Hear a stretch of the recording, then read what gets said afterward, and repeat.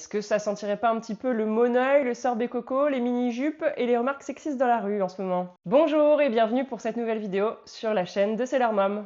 Ouais, c'est l'été et c'est le moment des vacances. Les vacances, évidemment, avec un ou plusieurs enfants, c'est toujours une sacrée organisation. Cœur sur les mois de juillet et du mois d'août pour les parents dont les enfants sont à l'école et ont les vacances imposées. Les voyages que j'aimerais aborder dans cette vidéo sont principalement les voyages en avion et en train, puisque c'est nos modes de voyage à nous, on n'est pas véhiculés. Et en général, on se déplace, que ce soit en France ou même en Europe, on essaye de se déplacer en train. En train, il y a une raison. Quand c'est des courts voyages, parce que le réseau ferré français est déjà suffisamment développé. Et quand c'est un peu plus loin, en train, aux grandes dames de mon conjoint, parce que j'ai développé une petite peur de l'avion. Est-ce que j'ai développé une petite peur de l'avion? J'avais déjà une petite peur de l'avion et j'ai une peur qui s'est exacerbée depuis que j'ai des enfants, donc depuis que j'ai eu ma première en fait. Les grands voyages, du coup, ils nous sont surtout réservés à nous quand on fait des voyages en couple, ce qui est très rarement arrivé, c'est arrivé une fois. Et les voyages en train sont plutôt favorisés maintenant pour les voyages en famille. C'est par ma faute, je vais dire ma faute parce que clairement c'est ma peur et mon conjoint subit les longs voyages en train. Mais à la fois, je me dis que c'est l'occasion de découvrir une nouvelle façon de voyager sur du long trajet et aussi de reprendre le temps, puisqu'après tout, on a tellement l'habitude maintenant d'arriver à l'autre bout de la planète en quelques heures avec l'avion que voilà, ça peut être intéressant de s'habituer au train et de voir comment s'organiser pour passer quand même d'agréables trajets. Donc je reviens rapidement sur la peur de l'avion. L'avion, je l'ai pris assez tard, aux alentours de la vingtaine. Et évidemment, c'est quelque chose d'assez impressionnant. Donc les premiers voyages, c'était un mélange d'excitation et de peur.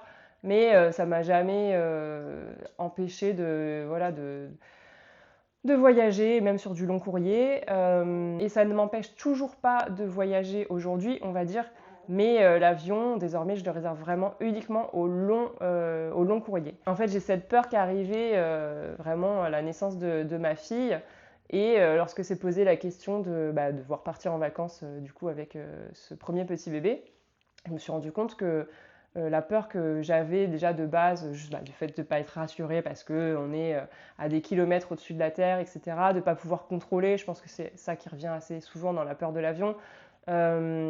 Cette peur, elle est devenue si intense que des semaines avant qu'on prévoie un voyage, je commençais toutes les nuits à perdre le sommeil, à angoisser, à m'imaginer le pire, parce que clairement, on va pas se le cacher, moi ce qui me fait peur dans l'avion, je sais que c'est irrationnel, mais c'est le crash. Alors voilà, vous pourrez me sortir tous les chiffres que vous voulez, j'ai même moi-même je suis allée fouiller voilà, sur internet, essayer de me rassurer en me disant que les chiffres, voilà, ça apaiserait un peu tout ça. Que nini. Est-ce que c'est pas pire chaque année? J'en sais rien, mais en fait, juste de penser à un long voyage, c'est une angoisse totale. Et ça, c'est, je pense, le fait de se dire que je voyage avec mon enfant et que du coup, je lui impose un éventuel accident. Et voilà, je me fais des films et donc bref, je me suis rendu compte que j'étais pas toute seule et que c'était souvent à l'arrivée d'un enfant que ça pouvait s'empirer. Le fait est que cette peur est devenue tellement imposante que j'ai proposé à mon conjoint l'année dernière de nous rendre en Italie pour les vacances d'été en train. Donc la chance qu'on a, c'est que c'est une destination qui est super bien desservie en train. C'est limitrophe de la France, donc ça reste quand même pas trop loin. On a fait un stop à Milan et puis ensuite on a repris un train pour faire Milan jusqu'à Naples. Et je pense que déjà juste Paris-Milan, ça a dû mettre bien 8 heures. Donc c'est assez important comme temps de trajet quand on a un enfant de 2 ans et demi qui a tendance à se faire chier assez rapidement, disons-le. Le temps de concentration est vachement réduit, donc il faut trouver de quoi s'occuper et chaque moment est important. Après, le fait que j'ai de la famille dans une autre région que celle où je vis me fait prendre et m'a fait prendre le train assez tôt avec mon premier enfant.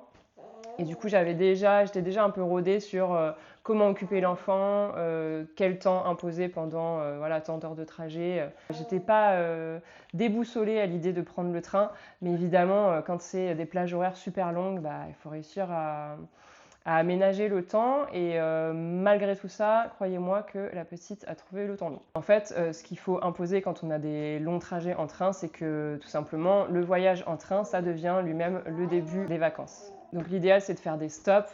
Nous, on a quand même fait des stops au bout de plusieurs heures, parce que Milan, ça faisait déjà beaucoup d'heures de trajet. Mais si on peut commencer à faire un petit stop dans le sud de la France, donc je parle pour se rendre en Italie, un petit stop dans le sud de la France, une nuit, comme ça permet de faire un petit resto, de se poser, puis ensuite continuer le trajet, c'est pas plus mal. Alors je parle pour l'Italie, qu'on a fait en aller-retour, puisque du coup au bout de 15 jours, on est remonté aussi en train.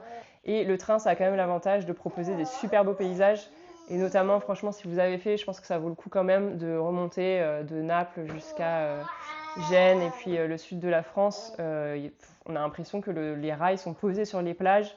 Et vraiment, on a un paysage de côte, et pas la plus dégueulasse, hein, une belle côte italienne là, tout le long du trajet, donc c'est assez agréable si on veut bien prendre son mal en patience. Premier temps à ne pas négliger quand on fait un trajet, que ce soit en avion ou en train d'ailleurs, c'est évidemment le repas. Le repas, mine de rien, on sait que les enfants, ils ont quand même généralement toujours la dalle et ça nous fait gagner de précieuses minutes. L'idéal, si on est organisé, c'est d'avoir une petite glacière ou un petit sac dans lequel on va glisser les compotes. Moi, je prends un tupperware, une cuillère, comme ça, si j'ai des petits trucs en sachet, je peux les glisser dedans. Et si elle finit pas, je referme et je le garde pour plus tard. Voilà, les fruits, les yaourts. Tout ce qu'il faut dans le petit sac, comme ça c'est facile à extraire de la valise ou du sac à dos une fois qu'on est posé. Et on a tout sous la main. Alors un repas du coup c'est 15 minutes, c'est parfait et ça nous prend facile un quart du trajet quand on est sur des petits trajets en région quoi. Et idem pour le goûter, on va les occuper 10-15 minutes facile. En plus quand ils ont le ventre plein, ils sont toujours un peu plus apaisés, donc c'est toujours agréable. Ensuite, sortie de la bouffe, pour le dire vulgairement, qu'est-ce qui les intéresse? C'est s'occuper, c'est jouer. Et là, je pense que les parents qui voyagent ont la solution magique, les stickers, les gommettes, les autocollants. C'est la solution un peu miracle. Je suis passée experte dans le domaine. Alors, à la base, on avait les petits autocollants comme ça. Bon, là, c'est des fleurs classiques et on en trouve partout dans le commerce, que ce soit dans les grandes surfaces ou autres. Ça marche bien. Après, il faut quand même être équipé de feuilles, du coup. Et le souci, c'est que une fois que c'est collé, c'est fichu. Et en général, après, ça part à la poubelle. J'ai upgradé un petit peu la discipline il y a 2 ans, je crois, en trouvant dans une petite boutique de jouets, pendant que j'étais en vacances, la version repositionnable. Du coup, les stickers repositionnables, c'est pas mal, mais c'est pas repositionnable à l'infini. Et je me suis vite rendu compte sur le trajet du retour que finalement, elle les collait 3 ou 4 fois. Et puis malheureusement, ensuite, ça prenait la poussière. Si elle a malheur de les faire tomber, ça récolte toutes les saletés qui sont tombées par terre. Et du coup, ça finit à la poubelle ou perdu parce qu'ils tiennent plus sur les pages. Donc, je vois pas trop l'intérêt d'investir là-dedans. Ça occupe un trajet, mais à ce compte-là, autant prendre des autocollants classiques qui seront sans doute peut-être un petit peu moins chers et en quantité plus nombreuse. Dans le même style, je ne sais pas si ça existe en France ou si on peut les trouver en ligne depuis la France, mais on m'a envoyé ces trucs-là. Donc, le personnage s'appelle Tonton Tartine. Et ces petits carnets-là, ils sont assez pédagogiques, donc c'est du repositionnable aussi, mais pour le coup de qualité, parce que ça fait, je pense, déjà 2 ans qu'on les a, et on a dû en perdre 3-4, qu'on finit à la poubelle parce qu'ils collaient plus. Mais vraiment, donc c'est pareil, c'est des petits stickers là, qui un peu moelleux, là, je sais pas comment ça s'appelle, qui viennent se recoller sur les feuilles. Pourquoi je dis que c'est pédagogique? Parce qu'à l'intérieur, on a la version soit pour apprendre les chiffres, avec tel nombre de hamburgers, tel nombre de glaces, etc. Et les petits numéros aussi à l'intérieur.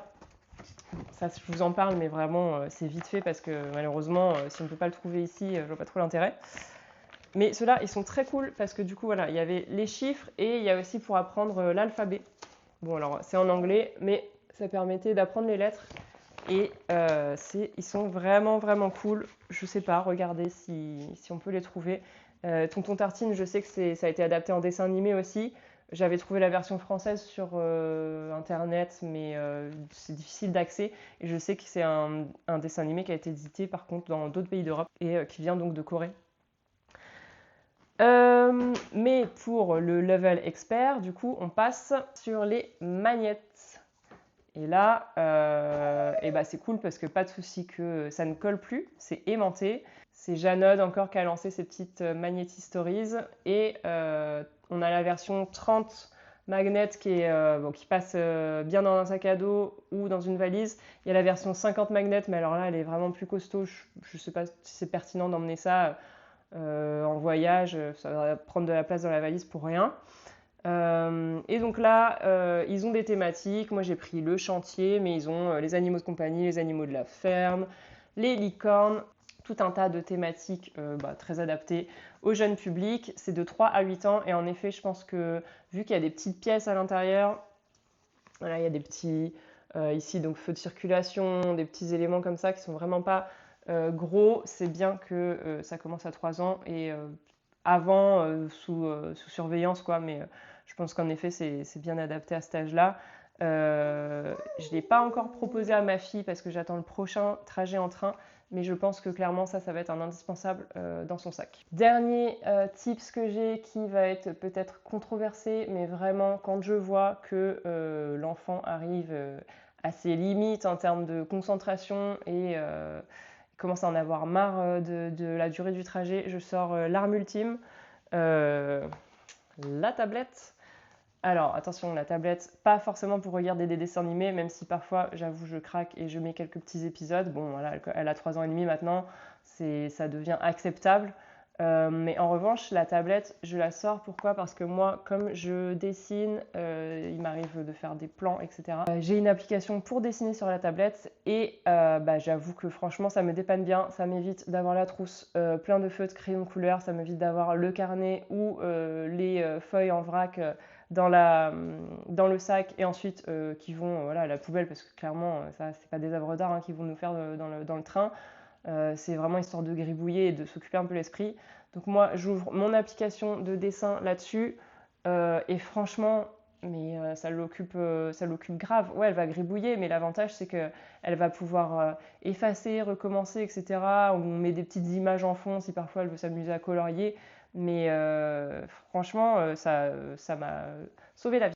Donc oui, je sais, c'est une tablette, les écrans, c'est pas très bon, mais franchement, je l'utilise principalement pour le dessin.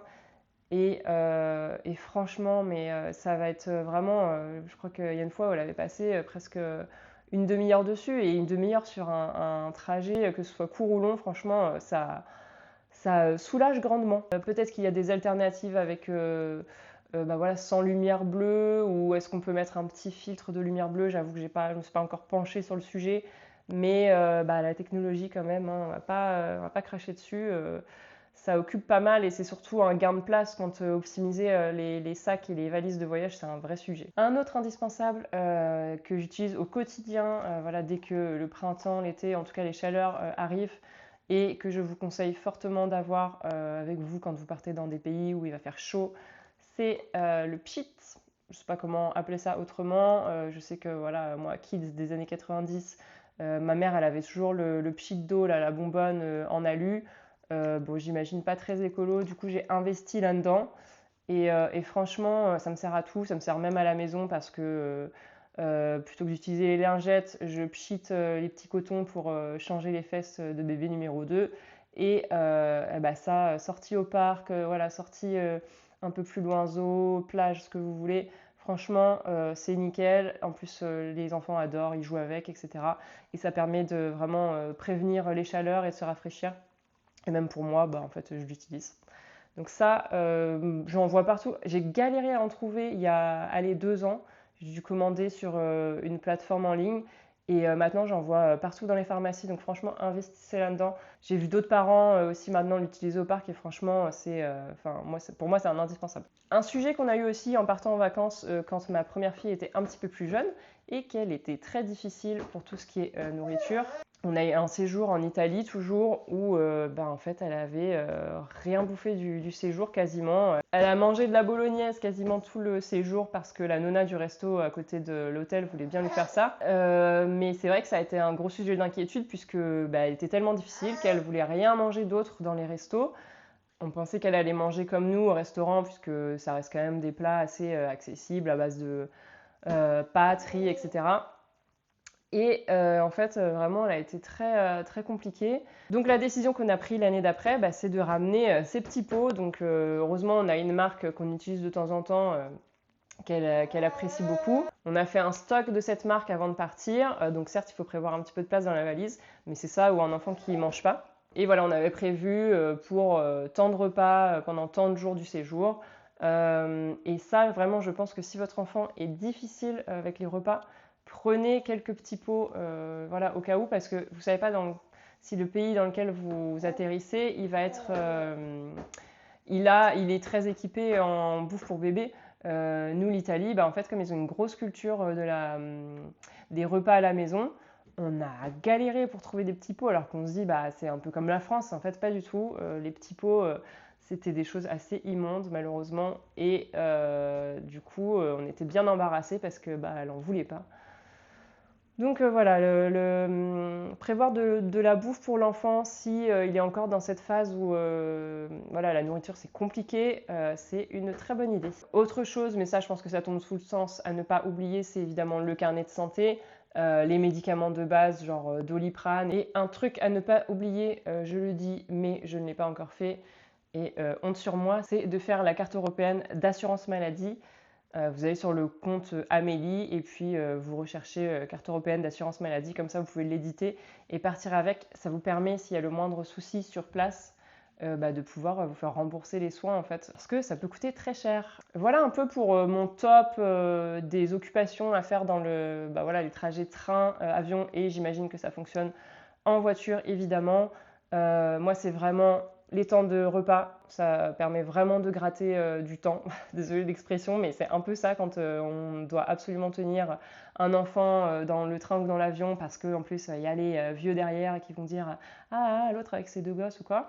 Hein, je ne suis pas seule, je sais que vous reconnaîtrez.